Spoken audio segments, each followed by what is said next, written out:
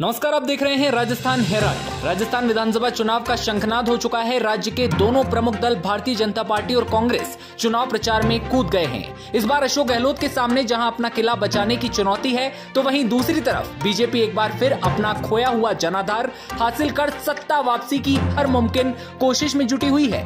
आज हम राजस्थान विधानसभा की एक ऐसी सीट का विश्लेषण करेंगे जहाँ करीब 70% के करीब एसटी समाज के मतदाता हैं। राजस्थान दक्षिण में बसे डूंगरपुर जिले की डूंगरपुर विधानसभा सीट एसटी आरक्षित सीट है।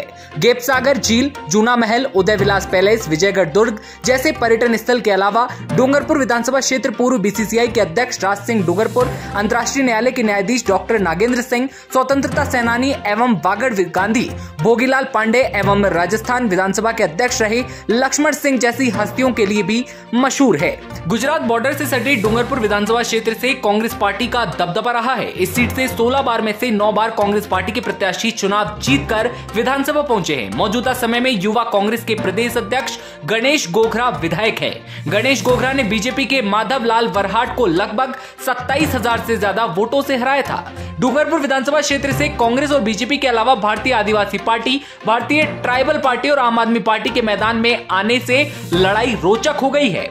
जहां एक तरफ भारतीय आदिवासी पार्टी के एंट्री से चुनावी समीकरण बदलने की आशंका है, तो वहीं डूंगरपुर जिले से 4 विधानसभाओं में से 2 विधानसभा क्षेत्रों पर काबिज रहने वाली बीटीपी अब मजबूती से मैदान में है।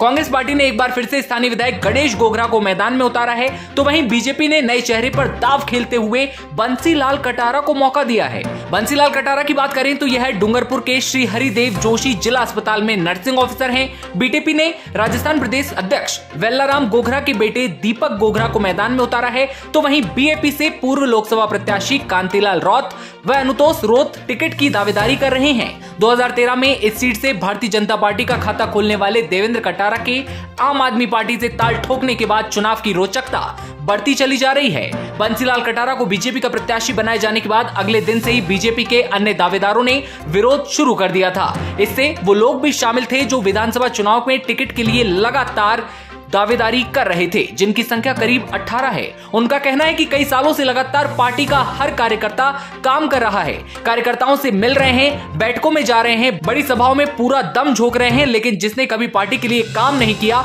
उसे टिकट दे दिया गया। साल 2018 में बीजेपी की टिकट से चुनाव लड़ने वाले माधव लाल बरहाट और विगत कई सालों से लोगों के बीच रहने वाले मगन गमेटी समेत कई अन्य ऐसे स्थानीय दावेदार हैं जिनके बगावत करने से भारतीय जनता पार्टी को भारी नुकसान हो सकता है। हालांकि अभी तक किसी भी दावेदार ने अपने पत्ते नहीं खोले हैं।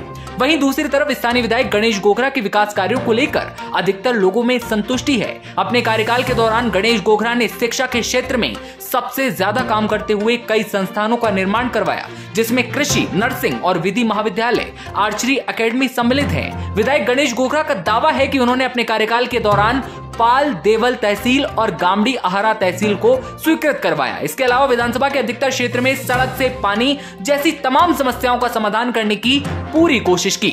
महंगाई राहत शिविरों में जाकर गणेश गोखरा सरकार की योजनाओं के माध्यम से अपने मतदाताओं को साधने में लगे हैं, लेकिन अलग अलग गुट में बटी कांग्रेस पार्टी और टिकट दावेदारों को अपने पक्ष में करना गणेश गोखरा के लिए किसी चुनौती से कम नहीं होगा। हालांकि वहीं मेडिकल कॉलेज में चिकित्सकों की कमी, विधानसभा वासियों को रोजगार की कमी और पेयजल जैसी समस्याओं को लेकर विपक्ष में बैठी भाजपा सहित भारतीय आदिवासी पार्टी और अन्य राजनीतिक दल विधायक तथा सरकार को आड़े हाथों लेने की कोशिश करेंगे।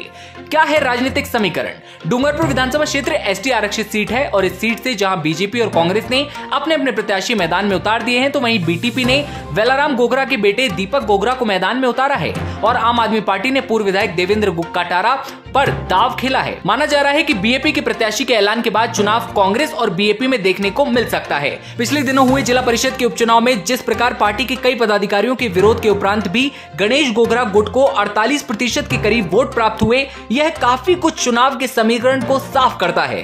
क्या कहते हैं जातिगत समीकरण? अनुसूचित जनजाति के लिए आरक्षित डूंगरपुर विधानसभा सीट पर कुल वोटर्स की संख्या 2 लाख से ज्यादा है। इस सीट पर करीब 70% एसटी वोटर्स हैं। इनके अलावा 30% में एससी, ओबीसी, मुस्लिम और सामान्य हैं। मुस्लिम और ओबीसी वोटर्स निर्णायक भूमिका निभा सकते हैं। क्या है राजनीतिक इतिहास? डूंगरपुर विधानसभा में कांग्रेस के नाथूराम आहारी 1980 से लेकर लगातार 6 बार विधायक चुने गए और इस सीट पर कांग्रेस पार्टी का दबदबा रहा है। बीजेपी ने मात्र एक बार जीत दर्ज की है। साल 1951 में सोमा कांग्रेस पार्टी से, साल 1957 बालमुकुंद निर्दलीय जीत दर्ज की, साल 1962 विजयपाल स्वतंत्र पार्टी से, साल 1967-72 में लक्ष्मण सिंह स्वतंत्र पार्टी से, साल 1977 अमृतलाल जेएनपी से जीत हासिल करते हैं और इसके बाद साल 1980 से 2003 तक लगातार 6 बार नाथूराम आहारी कांग्रेस पार्टी से अपना परचम लहराते नजर आए। साल 2006 में पुंजीलाल परमार ने कांग्रेस से जीता और साल 2008 में लालशंकर घाटिया ने कांग्रेस से जीत दर्ज की। साल 2013 में पहली बार भारतीय जनता पार्टी को जीत प्राप्त हुई और ये जीत दिलाने वाले देवेंद्र कटारा थे। साल 2018 में गणेश गोगरा कांग्रेस पार्टी से मौजूदा विधायक हैं। अब देखना दिलचस्प होगा कि क्या कांग्रेस पार्टी अपने किले को बचा पाती है या फिर नहीं। तमाम चुनावी खबरें आप सबसे पहले देखते रहने के लिए बने रहिए राजस्थान हेराल्ड के साथ। नमस्कार।